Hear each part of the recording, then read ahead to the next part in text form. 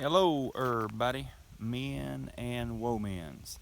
Um, I'm gonna do a review today. I'm gonna do a review of the tires, go over the tires I've got on this gravel road. I'm up here on Cowee Valley Road.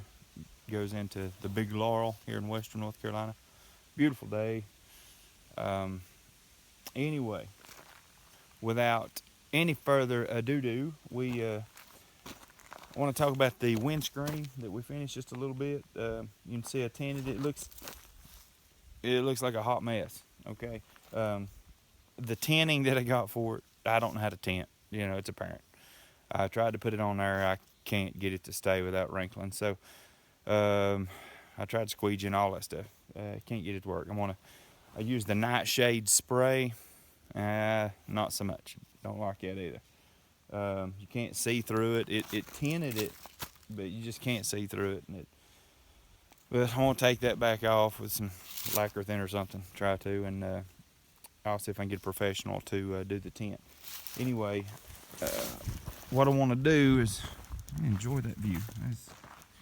Like all things, you can't tell anything about this video. But anyway, do a review of this bike a little bit. Front fender is off of KX450X.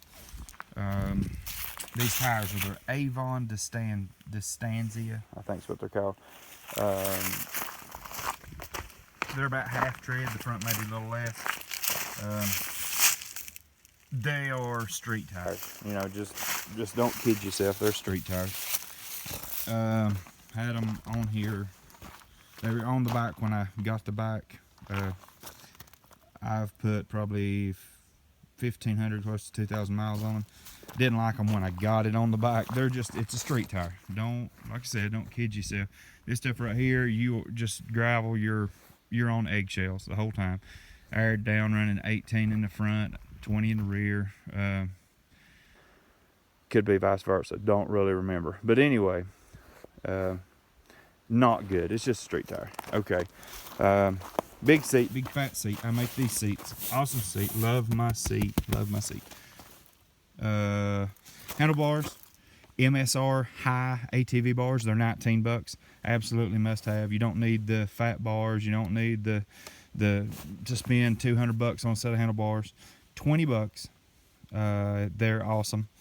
Absolutely awesome.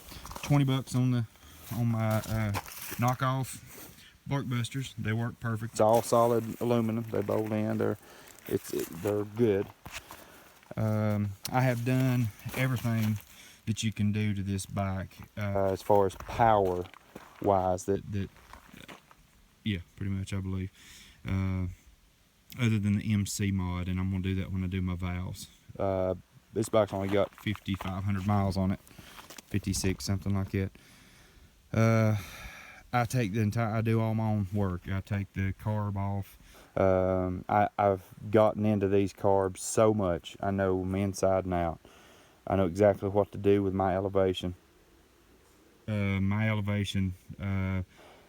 There's 6 or 7 things that I do to these carbs, and first of all, I drill my slides out. I got a particular bit, and it's not the 7/64. I go bigger than recommended, I guess you could say. But I drill 2 holes in the bottom.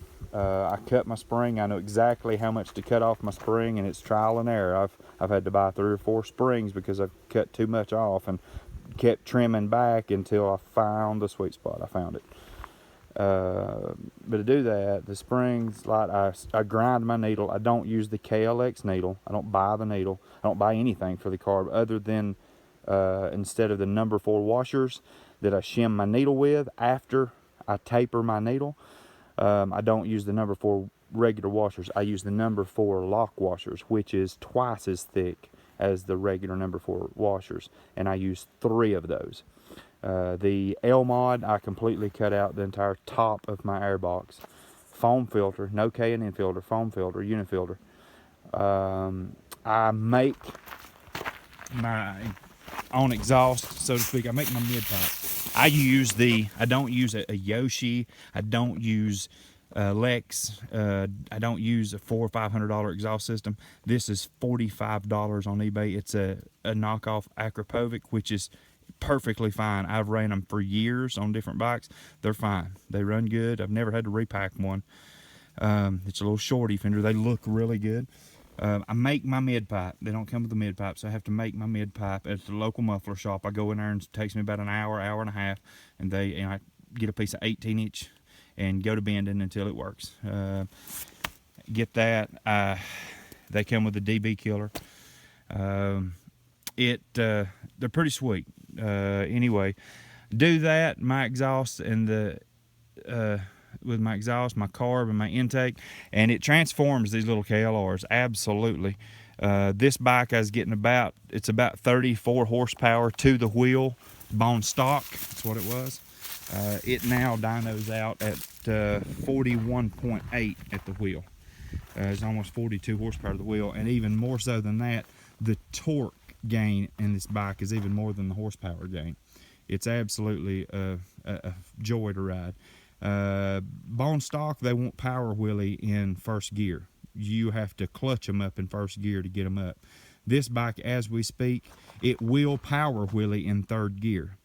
That's right, third gear with bone stock gearing. It will power wheelie in third gear at approximately 40 to 45 miles an hour.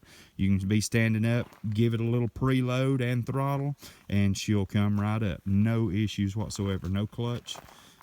It's a sweet, sweet little running bike. If you know what you're doing, you tinker with these bikes, they're not grandpa's bike. They run good. I take this bike with these Distanzia tires, and I run with the majority of supermotos around these curvy roads in western North Carolina. I know a lot of them are what you would say posers. They got the equipment and the bike, but they don't have the skill or the experience. I understand that, but still, you'd have to be on a nice bike, know what you're doing, and be on your A game to be able to pull off and leave a KLR on these curvy roads up here. It's kind of crazy. People don't really believe it until I ride with them. But sweet bike, sweet day. Just thought I'd tell you a little bit about the bike, windshield mods, what I've done to the bike. Anyway, y'all have a good day now.